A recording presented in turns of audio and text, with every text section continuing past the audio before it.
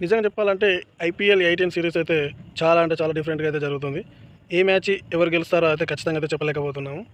Welcome back Telugu reviews 9. ఈరోజు match అయితే బెంగుళూరులో చిన్నస్వామి స్టేడియంలో అయితే ఆర్సీబీ వర్సెస్ పంజాబ్ మ్యాచ్ అయితే జరుగుతుంది. ఈరోజు వర్షం కారణంగా 20 ఓవర్ల మ్యాచ్‌ని అయితే 16 ఓవర్లకైతే కుదించడం జరిగింది. టాస్ గెలిచి పంజాబ్ అయితే ఫీల్డింగ్ ఎంచుకోవడం జరిగింది. మొదట బ్యాటింగ్ పట్టిన బెంగుళూరు ఫస్ట్ ఓవర్‌లోనే అయితే ఫస్ట్ వికెట్ అయితే కోల్పోవడం జరిగింది. బెంగుళూరు అయితే 95 రన్స్ అయితే 9 వికెట్లు కోల్పోయి అయితే చేయడం జరిగింది. నిజంగా చెప్పాలంటే టాస్ ఓడిపోయినప్పుడే బెంగుళూరు అయితే డిసప్పాయింట్‌కి అయితే లోనవ్వడం జరిగింది. వెంటనే అందరి వికెట్లు అయితే పడుతూ ఉన్నాయి. లాస్ట్‌లో ఆ కొద్దిగానన్నా టీమ్ డేవిడ్ అయితే 50 రన్స్ చేసి ఒక చెప్పుకోదగ్గ స్కోర్ అయితే చేయడం జరిగింది. వర్షం కారణంగా అయితే బౌలర్లకైతే పిచ్ అనుకూలంగా అయితే ఉండడం జరిగింది. బ్యాట్స్‌మెన్ ఎటువంటి భారీ షాట్ కొట్టినా గానీ ఔట్ అవ్వడం అయితే జరుగుతుంది. పిచ్ అయితే చాలా అయితే బౌలర్లకు అనుకూలంగానే ఉన్నది. గ్రౌండ్‌లో కూడా బాల్ అయితే ఆ వర్షపు తడికైతే బాల్ ఎక్కడ పడింది అక్కడనే అయితే ఉండడం జరుగుతుంది. చూడాలి సెకండ్ బ్యాటింగ్ పట్టిన పంజాబ్ లాస్ట్ మ్యాచ్ ఇలా కేకేఆర్ పంజాబ్ మ్యాచ్ ఇలా 111 లాస్ట్ మ్యాచ్‌లో 111 రన్స్‌ను డిఫెన్స్ చేసుకోగలిగింది పంజాబ్.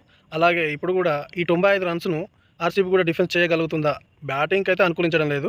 బౌలింగ్‌కి అయితే ఫుల్ సపోర్ట్‌గా అయితే అనుకూలిస్తుంది. మరి సెకండ్ బ్యాటింగ్ పట్టినప్పుడు పిచ్ ఏమన్నా మారుతదా? అలాగే ఉంటదా? అయితే చూడాలి.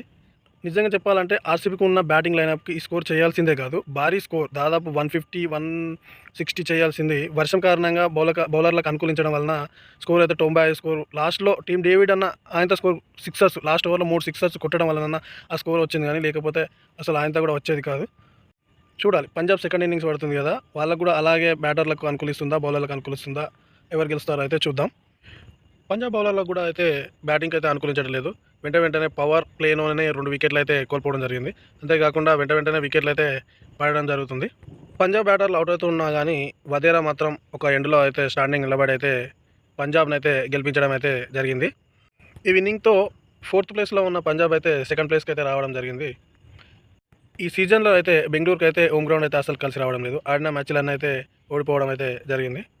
ఈ వీడియో మీకు నచ్చినట్లయితే సబ్స్క్రైబ్ చేసుకోండి. మరిన్ని క్రికెట్‌కి సంబంధించిన అప్డేట్స్ అయితే మీ ముందుకు తీసుకొస్తాను. Please subscribe my channel.